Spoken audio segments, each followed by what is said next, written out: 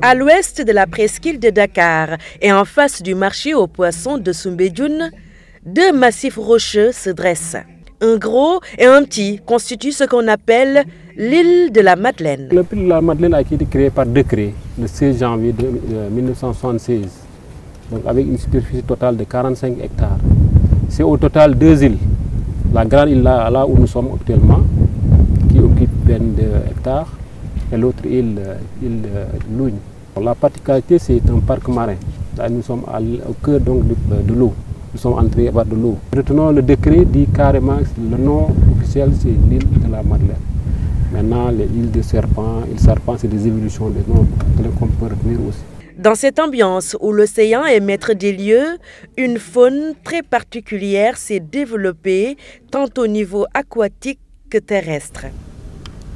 Cette faune, tout comme la végétation, sont étonnamment riches. Vous savez, l'écosystème constitue l'un des aspects les plus importants au niveau de l'île. Quand on dit écosystème, donc il y a la faune et la flore. Donc la flore, c'est la végétation. Donc pour l'aspect végétation, nous avons les arbres, les arbustes et les herbes. Donc les espèces sont au nombre de 187. Et parmi les espèces, il y a des gens, des individus, comme le baobab. Le vent les empêche de grandir, de croître, quoi, comme les baobabs. Et vous savez, le baobab est de nature de grande taille. Donc quand vous venez ici et vous trouvez que les baobabs sont de petite taille, donc ça, on appelle ça le phénomène du nanisme. Les espèces animales, bon, nous en avons beaucoup. Hein. Nous avons l'avifaune, les oiseaux. Nous avons les reptiles, comme le serpent, mais c'est la couleuvre dont la morsure n'est pas dangereuse. Donc il y a également les margouillards, bon, la tortue, mais la tortue venait ici il y a de cela des années. Mais avec les changements climatiques, donc on ne les voit plus. Par ailleurs, l'île de la Madeleine, de par son aspect particulier, fait l'objet de croyances qui s'expriment par des pratiques rituelles et des comportements de vénération à l'égard du génie protecteur de l'île. Ce n'est pas le Mamluk Darou Mbaye en personne qui habite ici, parce qu'on ne sait pas où Mamluk Darou Mbaye habite. Mais il y a des grands marabouts qui viennent ici chaque jour ou chaque année ou chaque mois pour communier ou vénérer les esprits qui sont ici sur l'île. C'est-à-dire Mamluk Daour et ses enfants. Le Mamluk Daour et ses enfants. Considérée comme la demeure de Mamluk Daour Mbaye, l'île et ses environs sont très respectés.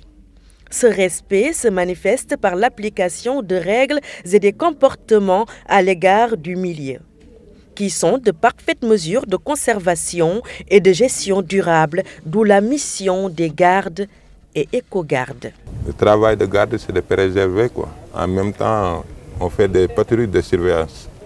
En même temps, sécurité des tourismes. Les patrouilles de surveillance, on le fait en bateau. Faire le tour, voir. Et à rien de 50 mètres, s'il y a des pêcheurs, on les demande de quitter. L'originalité et la richesse de la flore et de la faune de ces îles a conduit le gouvernement du Sénégal à protéger ce site par décret. D'abord en 1949 sous forme de réserve, ensuite en 1976 pour créer le parc national des îles de la Madeleine, ainsi qu'une zone marine d'une largeur de 50 mètres à partir du rivage. L'île de la Madeleine constitue, de ce point de vue, le plus petit parc national existant au monde et de surcroît l'un des plus proches d'un grand centre urbain tel que Dakar.